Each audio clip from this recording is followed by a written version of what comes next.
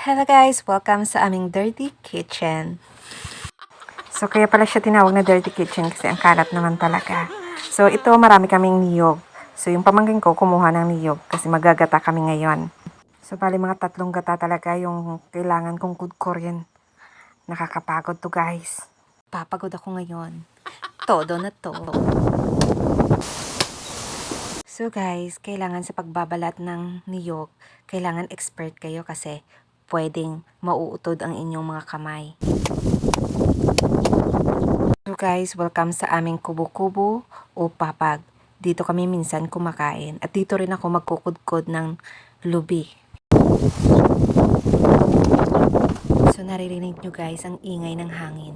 Dito talaga sa lugar namin sobrang malakas ang hangin. Pag nagkudkod guys, kailangan maingat rin kasi pwedeng makudkod yung kamay mo. So ngayon guys, nagpupuga na ako ng niyog. At habang nagpupuga ako, itong pamangkin ko ang kulit. So ngayon guys, tapos na ako magpiga ng gata. Ngayon, kukuha na ako ng papaya. So nahulaan nyo na ba kung anong ulam namin ngayong gabi?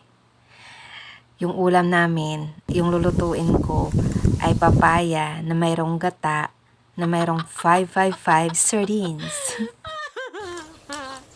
Ngayon, binabalatan ko na ang papaya. At akin ang hihiwain ng maliit. Kailangan maliit ang pagkahiwa para mabilis siyang lumambot. Ano ba? Dito sa probinsya, sarit-saring kulay ng sili ang inyong makikita.